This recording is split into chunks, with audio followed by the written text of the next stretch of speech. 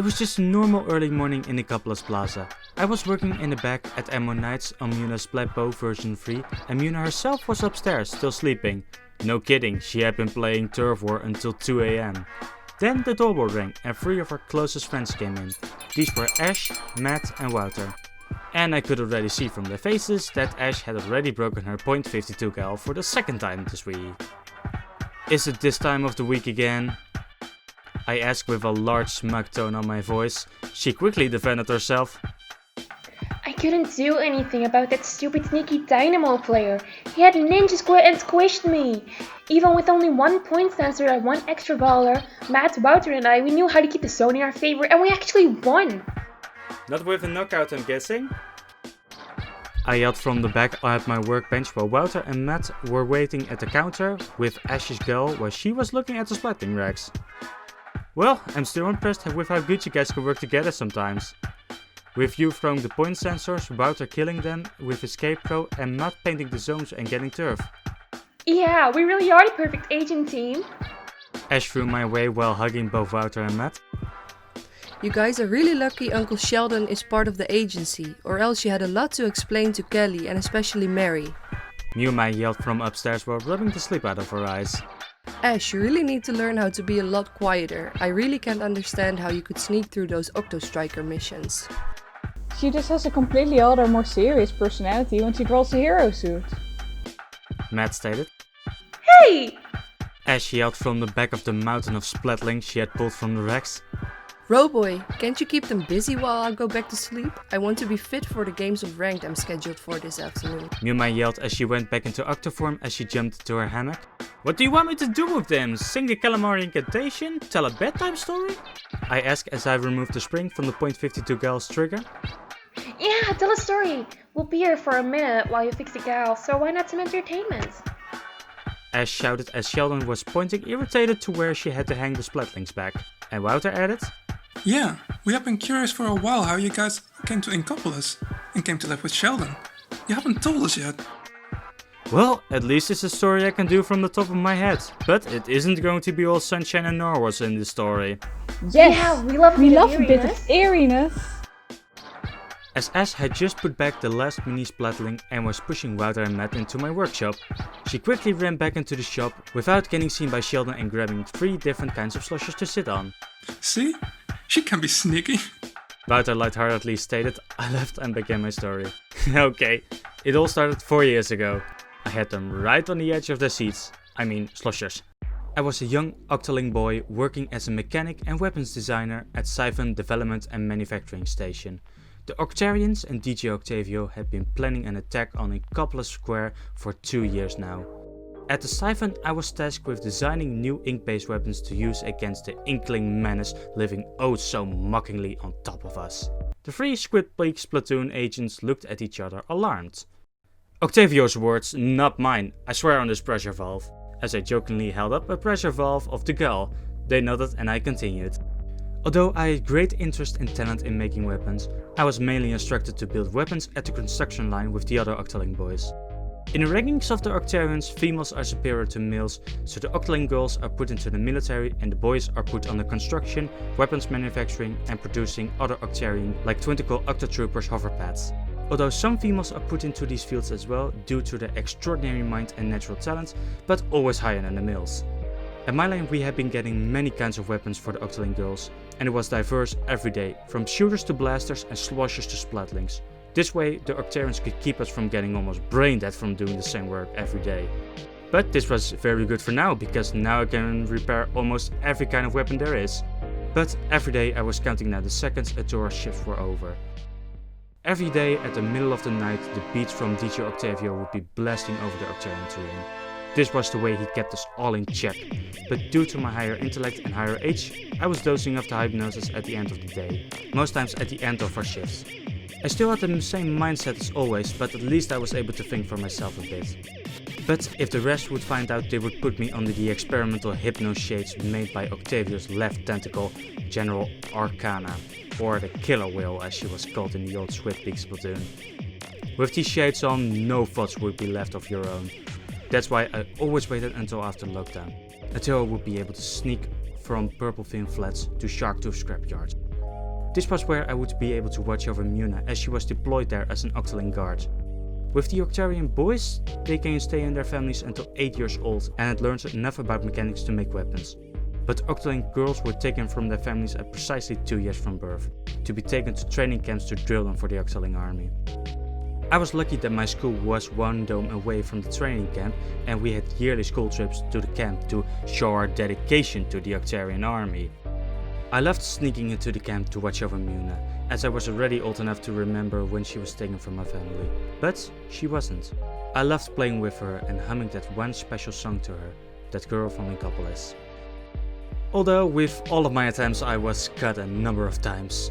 But I just used the excuse that I was so interested in the army, which most of the time worked, and some guards even gave me a bit of charger training.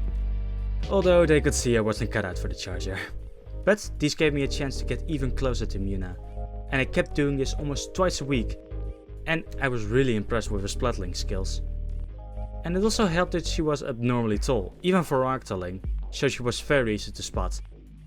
But as the years went by, she was deployed as a guard at Sharktooth Scrapyard, and a few years later I was put on duty at the Siphon.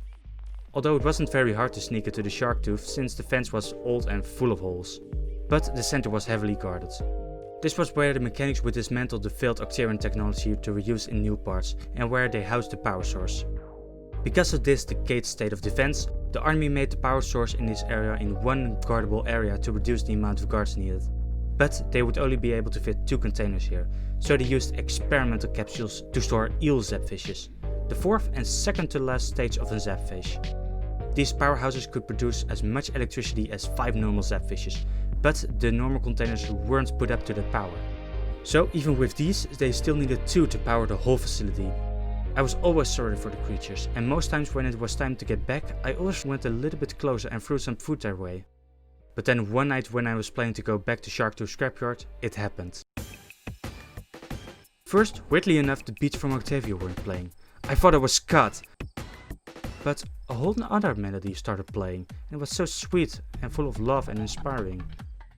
As I ran to the scrapyard, I saw many Octolings looking around, all surprised and out of touch. Then we all realized the hypnosis from Octavio was broken.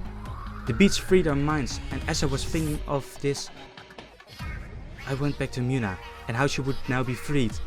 With all this adrenaline, even without realizing, I went to the octoform and super jumped to the center of the scrapyard. When I came there, all I could see were Octolings looking around them as they were experiencing their first own thoughts without Octavio's hatred being pumped in. I was going to help them, but first I needed to find Mneuma. That was my main priority. I looked around for a couple of minutes and then I finally saw the tall Octoling looking at the Eel-Zapfishes. I embraced her and said with tears in my eyes, "It's you. It's finally the real you." But she quickly pushed me away and revved up her splattling. Who are you? She frighteningly shouted. "It's me, Roboy, your big brother, don't you remember?" I yelled out while holding up my hands so she wouldn't splat me. Ouch! Oh, my head really hurts.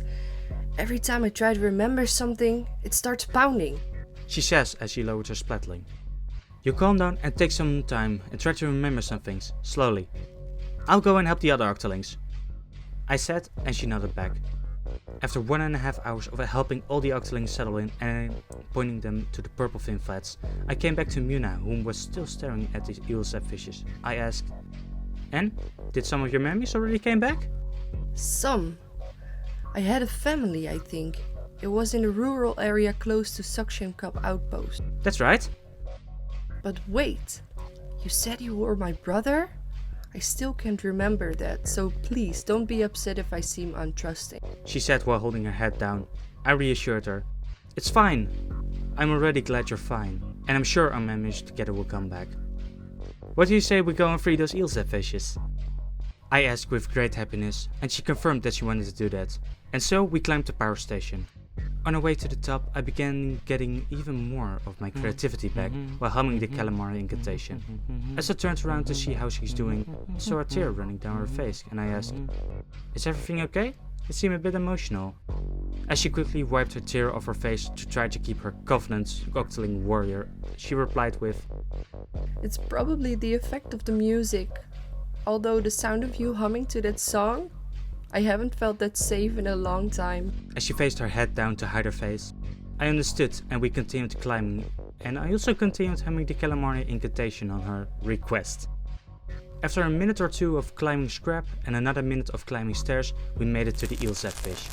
As I freed the left one by short-circuiting the capsule, she attacked the right one with the Splatoon, and we were able to free both. As they floated in front of us, the left one was already flying away to the surface. But we were surprised to see the right one still floating in front of us. We both looked at each other while the Eel-Zapfish was looking at me, and I asked, "Hey big guy, do you remember me?" "Yeah, I was running through you the food."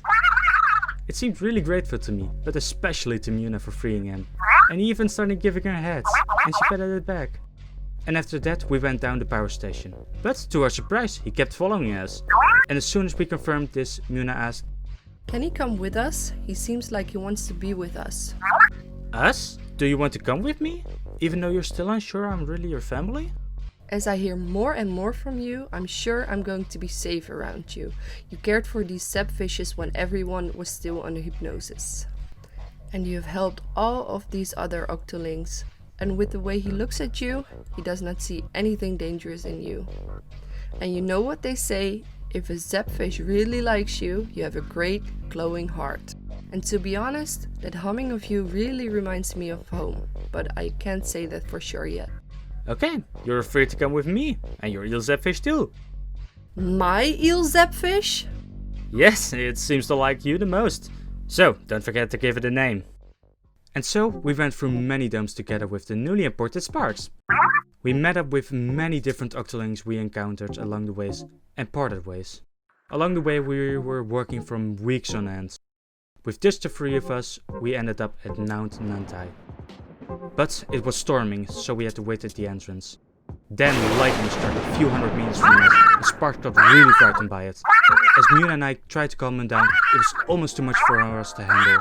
And as a last-ditch effort, I tried to calm him down. I began humming the Calamary Inkantation, since it would almost calm me down these last few weeks. And as I finished the last part of the song while patting Sparks on the head, I looked up and saw Muna with tears running down her eyes. I carefully asked, "You remember, don't you?" And with almost no time to spare and no words said, she jumped into my arms. We both leaned our heads on each other as Sparks circled around us, and we all went to sleep. The next day, we saw that the storm was gone, and we went to the top of Mount Nantai to see our first real sunrise. But right as the sun was rising, there was an old Inkling-looking man at the top, together with a young Inkling. And they were shocked to see us. The young Inkling grabbed her hero shot and went into her battle pose as Muna did the same, while I, Sparks and the old man took a step back. But before any shots could be fired, there was a hit of a killer wheel-like sound, and we all passed out.